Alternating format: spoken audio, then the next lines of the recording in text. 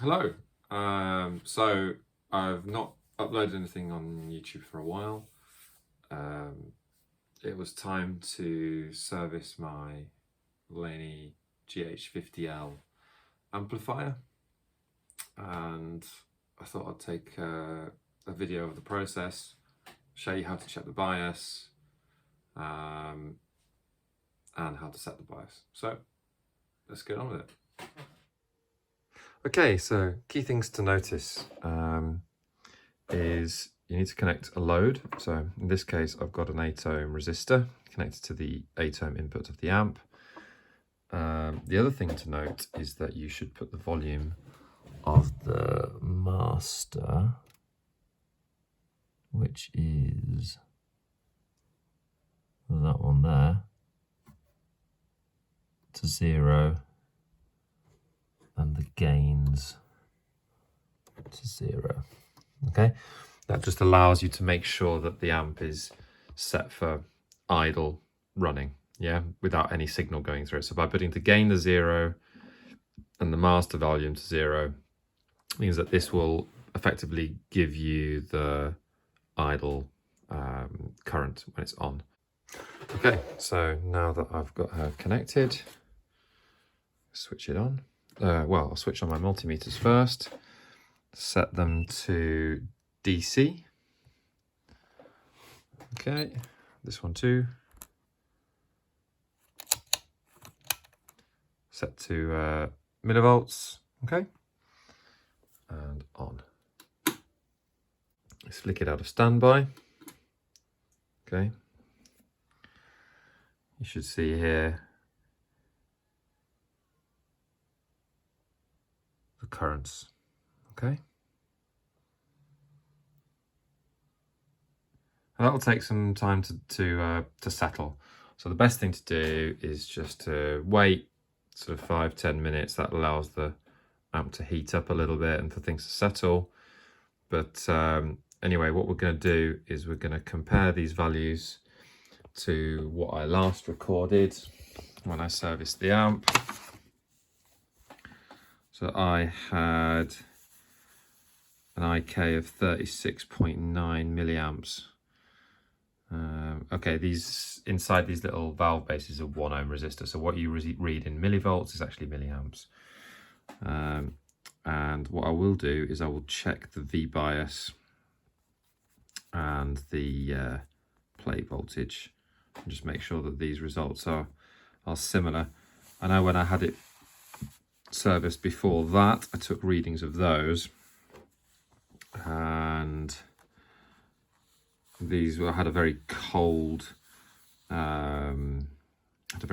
bias originally. Now in the manual, or schematic as it were, there are voltages, key voltages at the different steps. Okay, I'm going to check all of these as well. So you can see here, that was the final figure I settled on, which was 36.9. But we will check all of this too. The negative voltage, you see, for a 5881 should be minus 41 volts. I made mine a little bit hotter, but anyway, let's see what happens. But yeah, there's a 2 milliamp difference roughly between tubes. It's not the end of the world. They are still matched as far as I can see. The main complaint I had about this amp was that the volume just seemed to be a lot lower than an identical. I've got another GH50L I picked up, which is an older model. Actually, it's a 94, 95, and I think this is a 97. And it had a full set of JJs in there, and it still had the original can caps, the LCR ones, and it sounded way more powerful, way more potent. And that was the main reason I took this home, to double check that, you know, these biases were all right. To be honest, this is reading a little bit lower than when I last was in here. You see, I had this set about 36.9. Now what I will do is I'm going to turn off the amp and pull out one of these probes, okay, because I'm going to use the multimeter to measure the voltages whilst I adjust. Okay, so I've got the Laney flipped around. One bias probe is connected there, okay, which is reading consistently what it was before. I've set my multimeter to AC. I just wanted to show you that the wall voltage here seems to be a little bit higher than normal. Okay, so I'm looking at the wall voltage, and I'm getting 246, which is pretty high actually, considering this was designed for 230 volt spec. Nevertheless, we'll make it work. So, after my adjustments, I got 421 instead of 410 on the output from the rectification stage. I got, let's make that focus, 421 instead of 408 here at the filter caps, 285 instead of 275. And then here on the phase inverter, you can see it's a little bit imbalanced. Okay, we've got a 13 volt extra there, about 5 volts less here, but this is about right. Okay, so you know the phase inverter sounds fine. I'm going to leave it, but this could be an indication that there's, you know, some imbalance there. What else have I got for you? 233 instead of 230 here. Okay, 130 volts bang on here. Okay, 130.8. This is on the V2B stage. This is the main gain stage. This is the extra switchable gain stage, which is the extra drive switch. 225 instead of 220. Okay, 201 instead of 195 there.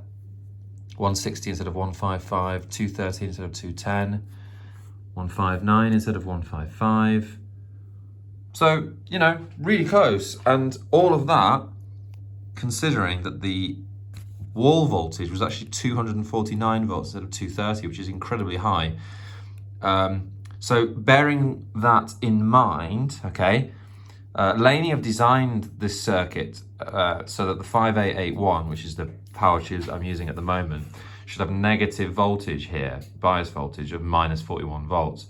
So I took into consideration that with this high wall voltage, I should probably aim for a less negative voltage, okay? So biasing a little bit hotter than specified, because when the wall voltage drops, in theory, so should the negative voltage. That was my thought process. It might be flawed, but there's not much I can do since I don't have a step-down transformer or anything like that, okay?